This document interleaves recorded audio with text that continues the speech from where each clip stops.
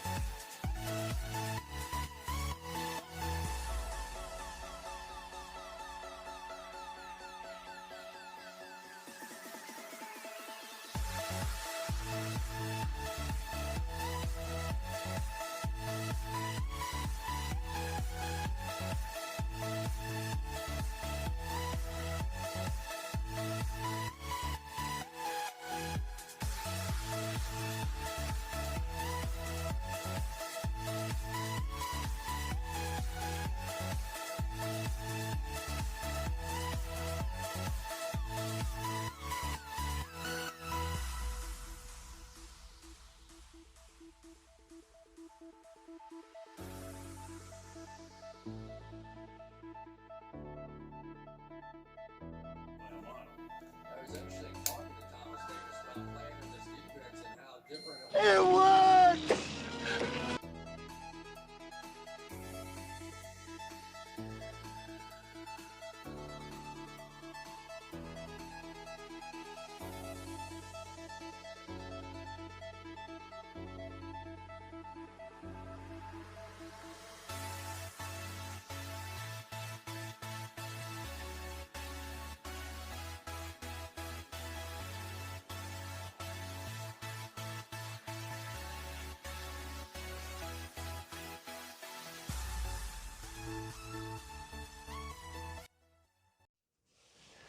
All right, guys, welcome back. So, as you may have noticed in the time lapse, the look that I was going for here was to kind of pay homage to the original Game Boy. And overall, I think it worked out all right. There is a difference in case color, and that's something that I don't think that you can help. There is so many choices in Game Boy SP Advanced SP choices right now. They even in the past, I think even less than 6 months, have now added clear cases. And why it took this long, I have no idea, but they are just all over eBay. They just kind of showed up and now they're dominating. There's lots of videos on clear cases, every color that you can think of. But I just didn't see like an off-white kind of a shell that mimicked this color here. Or even there is a Super Famicom Special Edition case that you can that wasn't released here, but you can buy a aftermarket shell that mirrors that. And the colors are pretty close. It's kind of that grayish color of the SNES, but obviously it's got the graphics and the colors of that system. I wanted more just to try and do this white, black, burgundy, and I think it turned out really well. Again, it's a pearl, but I tried to mimic as close as I could. I mean, I toiled with, I could have gone a little bit darker here, but then it was too close to the black. I think as you can see, I used a hair dryer, got all of these transferred, so these are the original labels. Everything feels good. Everything pops like it should. And it functioned the first time that I turned it on. So, you know, side by side, I tried to do what I could, just as far as color-wise. And, you know, I think it looks pretty good. So, as you may have noticed, I did have a thing that said broken pieces. Here are some broken pieces. So I trashed this old shell, and that's a shame. It really is. And I knew that I was going to have some issues. The first two issues I had were with these screwdrivers. So these are the ones that come in the kit. I had one previously, and then the kit came with one. Well, I know you're not supposed to use these, but just pure laziness, I just decided I'll go ahead and use them. And I got to a point where the first 4 screws or so came out fine. The last 2 would not budge. So, thankfully, I have this from Harbor Freight that I've had for many years. I think I paid $3 something after the coupon. It's got 32 pieces. This precision set is awesome. And I know they've changed it. You don't get as many now, I'm pretty sure. But what it did have was a really good tri-wing. And I'm telling you, doing PSP work, doing cell phone work, anything, this set, even opening up an original Xbox, this is what you want. It's got Torx in there, out the butt, everything that you could possibly need. So I did have 2 tri-wings in there. One of them was just rock solid, and I can't believe I didn't start with that, but I was able to move on.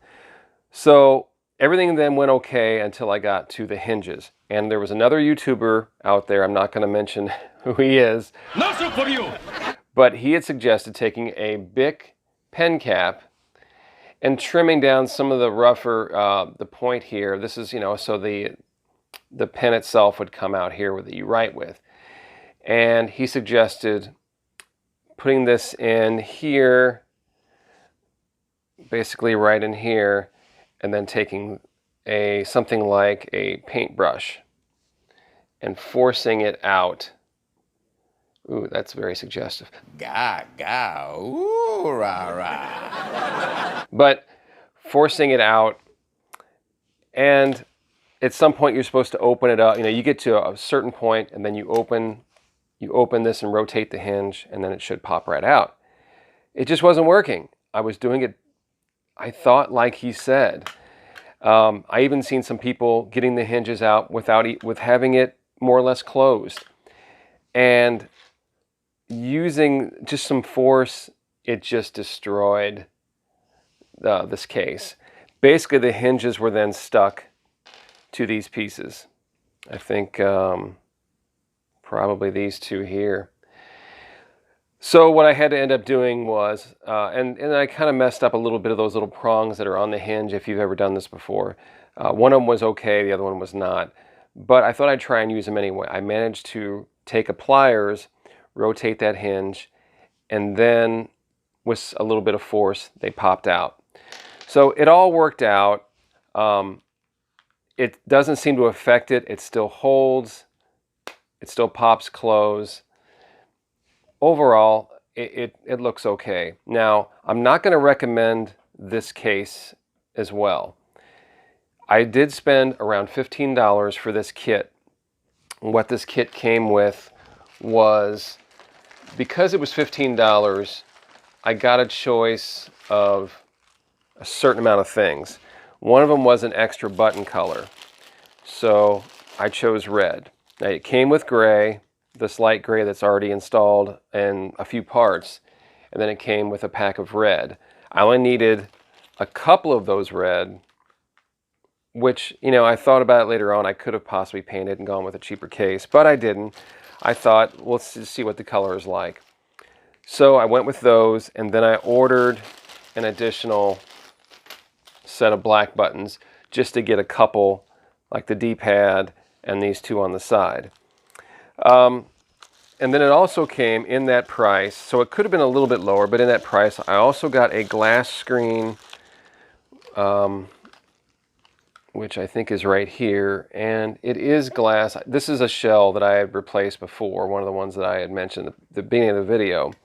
And I didn't use that glass screen because there's nothing at this point wrong with the current one, and I would have had to peel the old one off, and I didn't want to risk damaging anything or getting dust and then having, you know, to redo that. So if I do scratch this in any way, I've now got a really nice glass backup screen to go with that.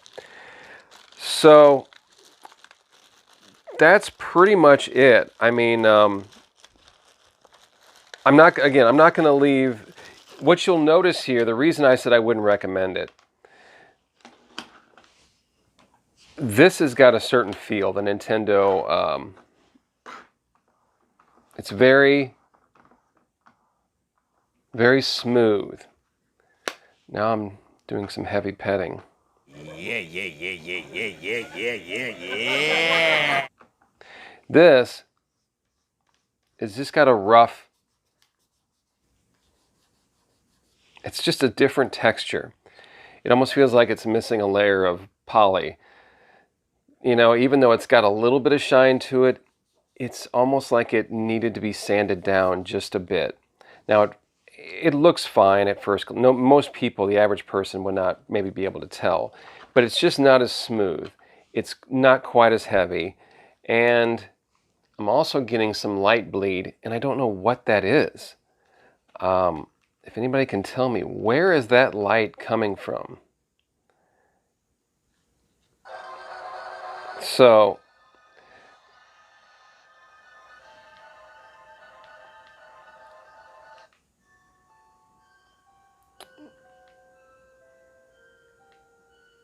everything's working fine. Buttons are great.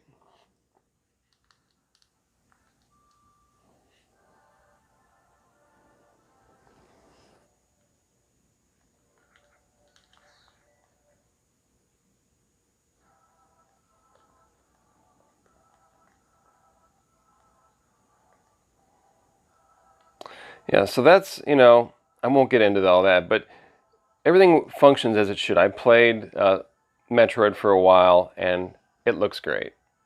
Plays great. There's no issues at all. So one thing I did want to try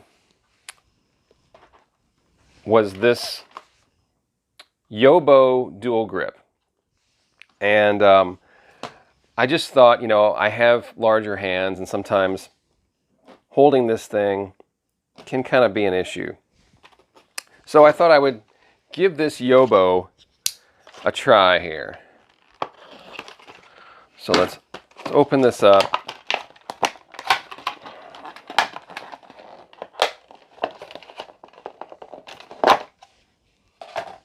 So here it is. It looks like it locks in. You lift that up. So let's try a different game here. Let's push this up. put this in and lock it over. I guess that's for your thumb, although my hands really want to be up here.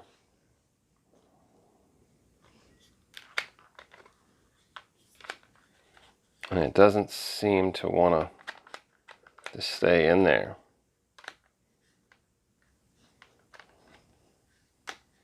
There's really nothing locking it there. It's a little better there. So let's try.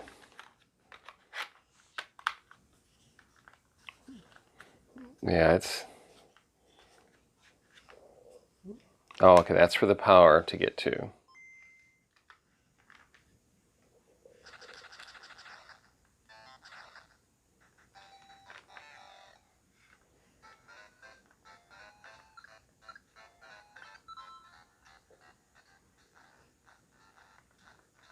So this thing was like, I think it was $3 or $4.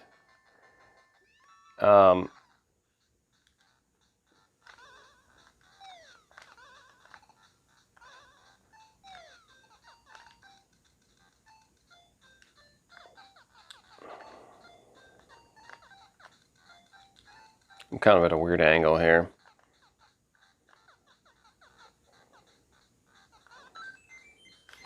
All right, so this doesn't feel as good as I had hoped. It's still really kind of small. I guess it's a little bit better, maybe, only ever so slightly. And I guess it's not going to pop out. It seems secure now. It's kind of goofy looking, but you know, if you see one of these maybe somewhere for a couple dollars, it's not awful. Just at first, I would have to play with it a lot more. I just don't think it feels quite like I thought it would. I think it needs to even be bigger yet if you're going to add these handles. I think my hands are just too big. But yeah, I just thought I would try it out, give my first thoughts on it. It's okay. And I think the color, you know, I got this color knowing what I was going to do. So I'm not going to leave a link for this as well, because I don't know if I would recommend this. It's not a massive leap, you know, as far as the original goes, holding it. So, all right, so there's my reshell of my AGS-101 Game Boy Advance SP. Hope you enjoyed it. You know, I made some mistakes, which I knew that I probably would, but overall, in the end, it worked out, and it wasn't too costly. I mean, you know, this was a $15 swap, and there wasn't much wrong with this, but it was getting a little scratched up, and that pearl blue just wasn't my color. Had this thing been perfect, I may not have messed with it, and who knows. But I think this looks really cool. And as you can see side by side, they really are. Anybody who knows the Game Boy is going to know that that's the look that it was going for. Wish I could have a little bit different case color and some button color. Other than that, it's fine. So if you like this video, give me a like, subscribe, and hit that bell so you know when I upload some new content. Share it on Facebook and Twitter. I would really appreciate it. And if you like this, maybe I'll do another. I do a lot of PSP stuff. Maybe I'll do some before and after PSP. I still have a 3000 that I need to redo and repair. So this is Pat, reminding you guys to always game on. Game on! Yeah, game on! Sit, Ubu. Sit. Good dog.